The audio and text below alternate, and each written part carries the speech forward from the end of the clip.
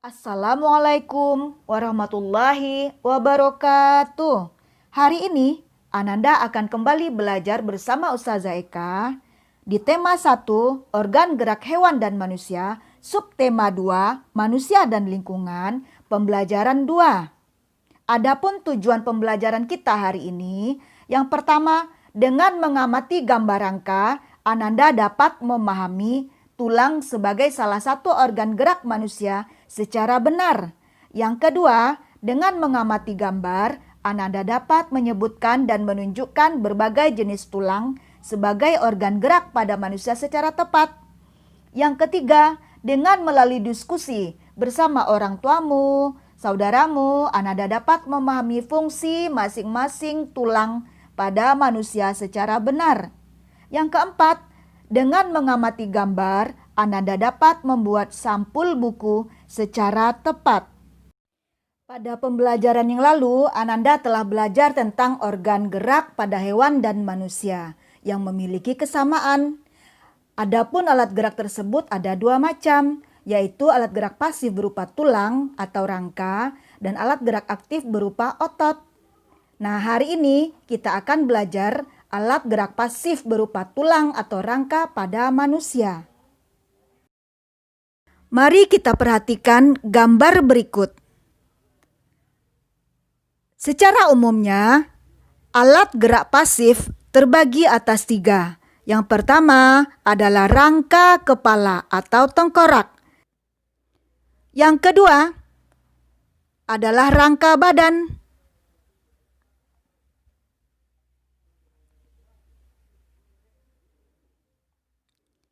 Yang ketiga adalah rangka anggota gerak. Anggota gerak terbagi 2. Ada anggota gerak atas berupa tangan dan ada anggota gerak bawah berupa kaki. Simak penjelasan berikut. Rangka kepala atau tengkorak terdiri dari tulang dahi, tulang hidung, tulang rahang atas, tulang rahang bawah, tulang pipi, tulang baji, tulang pelipis, tulang kepala belakang, dan tulang ubun-ubun.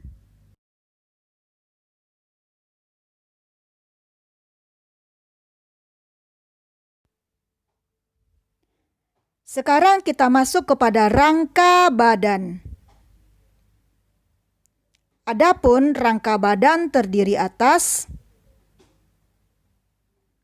tulang belikat, tulang selangka, tulang dada, tulang belakang,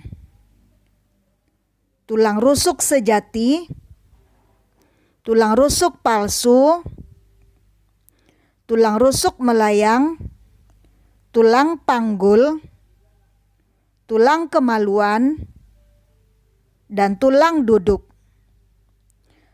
Ustazah ulangi, rangka badan terdiri dari tulang belikat, tulang selangka, tulang dada, tulang belakang, tulang rusuk sejati, tulang rusuk palsu, tulang rusuk melayang, tulang panggul, tulang kemaluan, dan tulang duduk.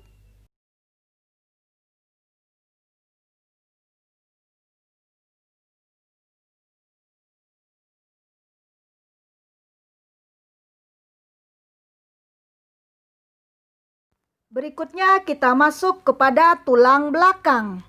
Tulang belakang terdiri atas 33 ruas. Adapun tulang belakang terdiri dari tulang leher, tulang punggung,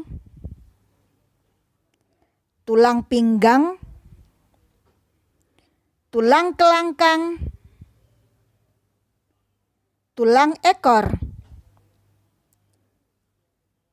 Tulang leher terdiri atas 7 ruas.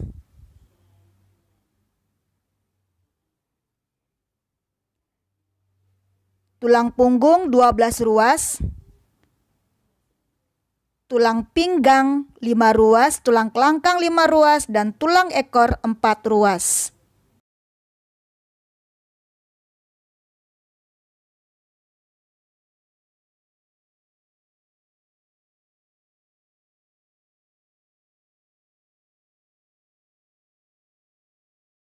Berikutnya kita masuk kepada rangka anggota gerak atas atau tangan. Adapun rangka anggota gerak atas terdiri dari tulang lengan atas, tulang hasta, tulang pengumpil,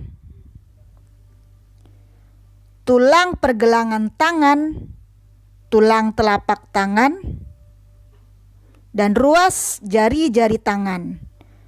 Ustazah ulangi, rangka anggota gerak atas terdiri dari tulang lengan atas, tulang hasta, tulang pengumpil, tulang pergelangan tangan, tulang telapak tangan, dan tulang jari-jari tangan.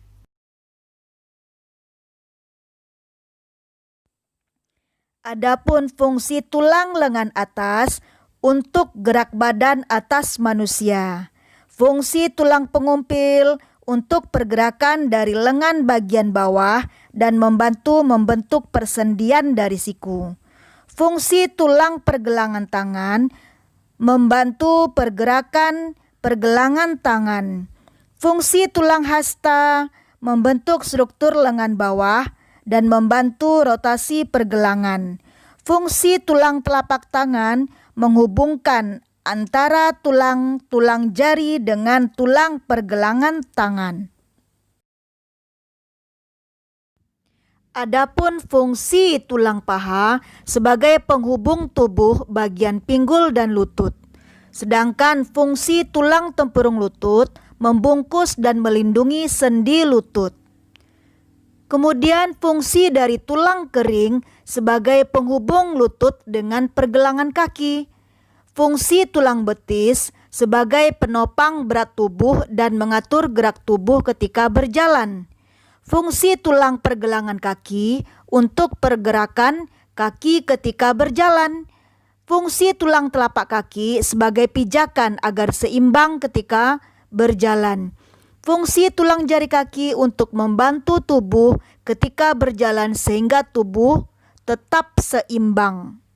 Adapun fungsi rangka secara umumnya adalah yang pertama, menguatkan dan menegakkan tubuh.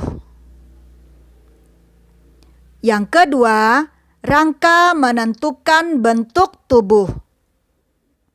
Coba kita perhatikan apa jadinya bila tubuh kita tanpa rangka. Nah, maka tubuh kita tanpa daya. Fungsi yang ketiga, rangka tempat melekatnya otot.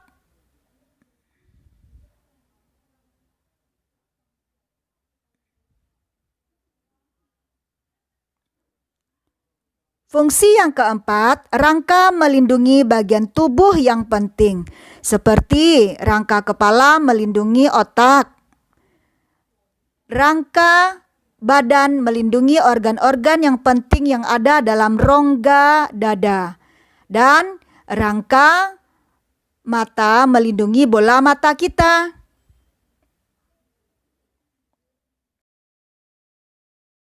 Berikutnya, Ananda akan belajar membuat sampul buku. Sampul merupakan salah satu ragam gambar cerita atau ilustrasi. Sampul biasa disebut sebagai cover. Sampul merupakan bagian terluar dari buku yang terdiri dari dua sisi, yakni depan dan belakang. Gambar sampul pada kedua sisi tersebut saling mendukung, melengkapi, serta menguatkan isi buku. Unsur-unsur cover buku yang baik terdiri dari yang pertama, jenis huruf pada judul menarik. Yang kedua, kalimat penjelas judul singkat dan mudah dipahami. Yang ketiga, adanya nama penulis. Yang keempat, adanya identitas dari penerbit. Yang kelima, adanya gambar yang menarik. Yang keenam, adanya sinopsis pada cover belakang. Dan yang ketujuh, adanya identitas buku pada punggung buku. Ananda, ini adalah contoh cover buku. Yang pertama, unsurnya jenis huruf pada judul yang menarik. Ini kalimat penjelas judul yang singkat dan mudah dipahami. Yang ini nama penulis. Yang ini gambar yang menarik. Nah, yang ini sinopsis pada cover belakang buku. Dan yang ini adalah identitas buku pada punggung buku. Ananda, demikianlah materi kita pada hari ini.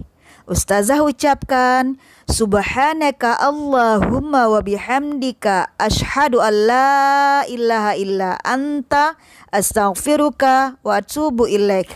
Assalamualaikum warahmatullahi wabarakatuh.